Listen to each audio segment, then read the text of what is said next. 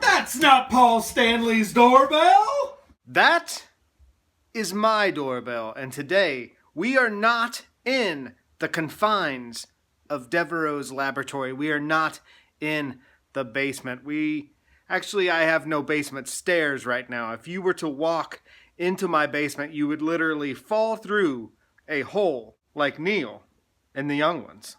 So today, we are in the living area, in the living quarters, in the living room of It's All For You Demons, celebrating the fun of being a Kiss fan. And tonight, the fun we celebrate is the 1987 video home system release, Kiss Exposed. This videotape is very close to my heart, as I watched this video a lot with my friend Dan when he was first introducing me to the band. So I have a special connection to this video, and there are a number... Pardon me. There are a number of ways I thought about reviewing this video cassette. And one of the ways I thought was just for me to simply watch this movie and, like Emeril Lagasse, sprinkle in ingredients of nerdly insight that I and my friends have thought and enjoyed over the years. But first, I have to warn you. The show we are about to see is a rousing docudrama. It will be disgusting to some, titillating to others. If rumors be true, the man at the beginning warning us about this home video is Howard Marks, one half owner of the Howard Marks Agency, who was a constant partner with Kiss during their heyday. He also played the dad in the I Love It Loud video.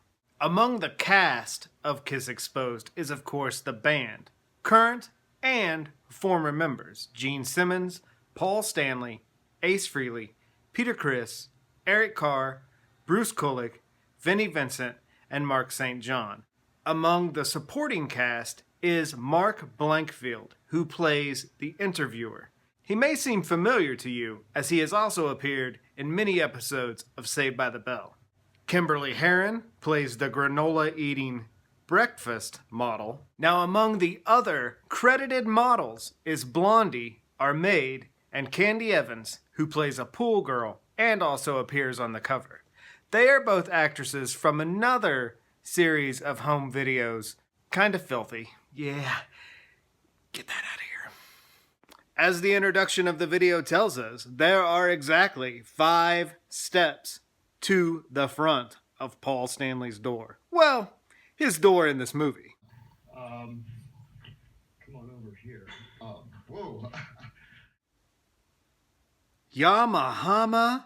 What 15-year-old kid wouldn't want to be a rock star?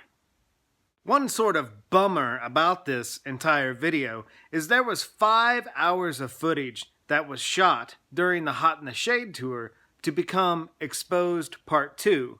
Now, of course, this project was ditched and never released. However, bootleg footage exists out there somewhere called Exposed 2. During the opening sequence, when Paul Stanley and the interviewer are discussing the video for Who Wants to Be Lonely and the unrated version, there is an unmasked poster behind Paul. Now, if you look closely, this unmasked poster on the cassette is folded professionally 8 times. Now, the unmasked poster that came inside the album was folded 4 times to fit inside the record sleeves. So that leads me to believe that the unmasked poster behind Paul in Exposed was never used as an album insert. Could be a poster, a one of a kind. Now, during the morning granola root beer cereal routine, actress Kimberly Herron, Paul Stanley, and the interviewer hear Gene awake and decide to go up to his room. Now, if you watch closely, as they are walking, the camera fades closely into the arm of Paul. But if you listen to the audio, the surrounding sounds completely change, which makes me believe that the original breakfast scene was actually filmed in Gray Hall, and Gene's room is actually a soundstage. The song that Gene and Paul sing from their youth is a Beatles song called I'll Be Back.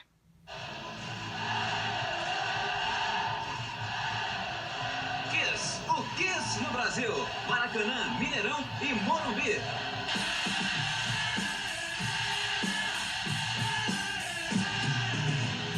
I clearly remember watching that scene with my friend Dan when I was 14, 15 years old. Seeing that crowd.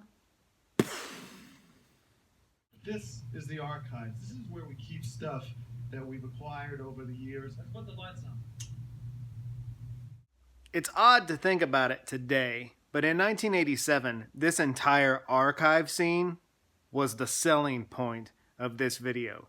That merchandise, the clips, these things had never really been seen and available to the public. So freaking cool.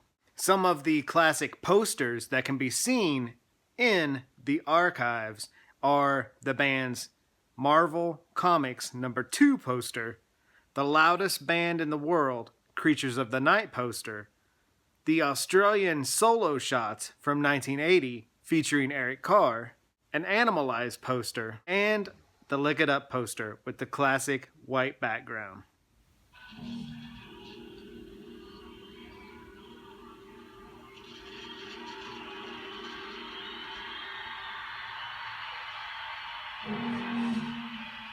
There are so many great clips sprinkled in this home video. Gene spitting blood, Ace's guitar solo, I Stole Your Love. So much fun. That Australian Detroit Rock City with that high melody that Paul hits in those verses. So much stuff that made this video so much fun. And this was in the era of 80s hair metal bands really putting out good home videos, a trend which I may say started with Motley Crue's Uncensored. As I mentioned earlier, the actress Blondie was an actress in film between 1986 and 1990, and she mainly shot movies with her then boyfriend, Tony Montana. How I know this? I am a film enthusiast.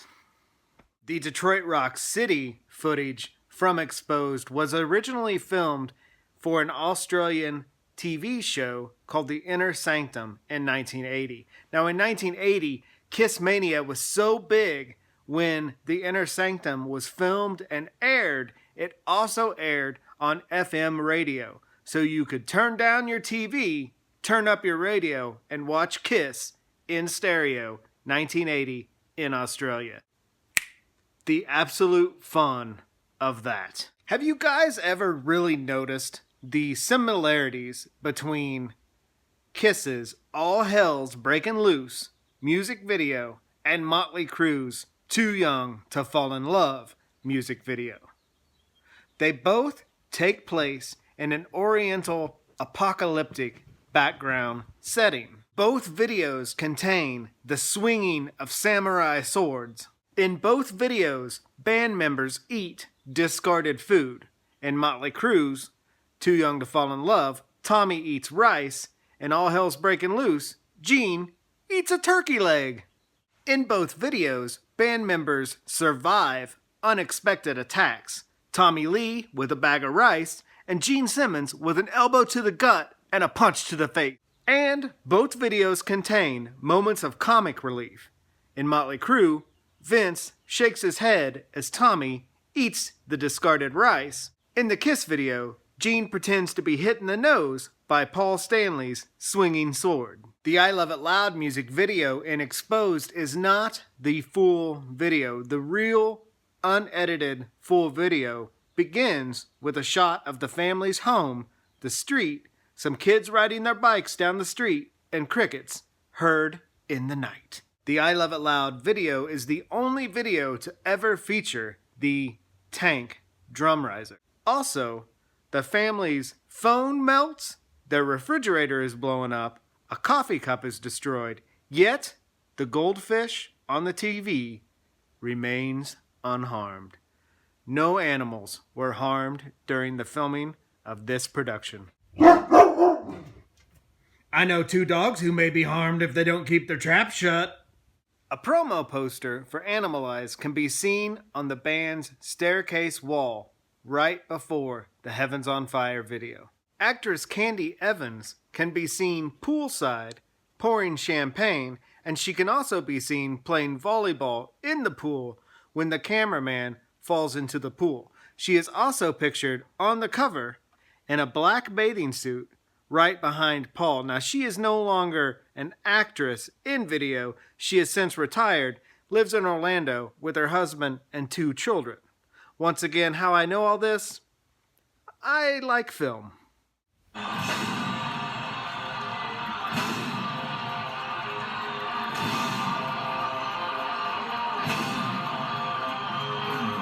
Oh, how crystal clear that shot is.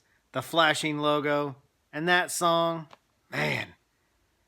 I fell in love with that song when I was 15 and have never looked back. If you think about it, Paul Stanley's mock crying when Ace Frehley and Peter Criss are mentioned could be the very first widely publicized criticizing of former band members. Now, I know a lot of people may not like this video. It's not really a true documentary video of a band. However, it is fun. And when you're 15 years old, dreaming your own rock and roll dreams, a video like this makes becoming a rock star seem like a pretty badass thing. And when I was 15, I'm not ashamed to admit it, I truly believed this was Paul Stanley's house, and the band hung out like a band of brothers all the time, surrounded by gorgeous women. Yes, I wanted to be a rock star, pretty much because of this cassette. Sadly, the 44-year-old me now knows that the house used for this video was Gray Hall, located at 1100 Caroline Way, Beverly Hills, California. A bucket list I must visit one day before I leave this earth.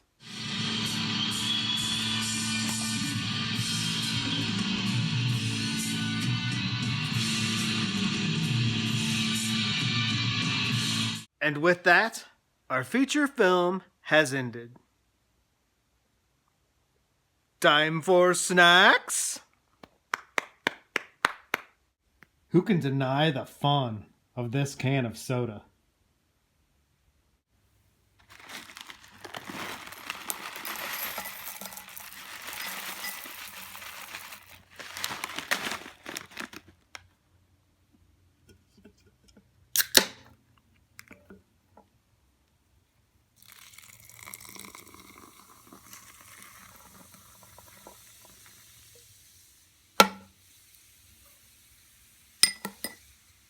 Thank you for hanging with me. Take care, be safe, and I will talk to you soon.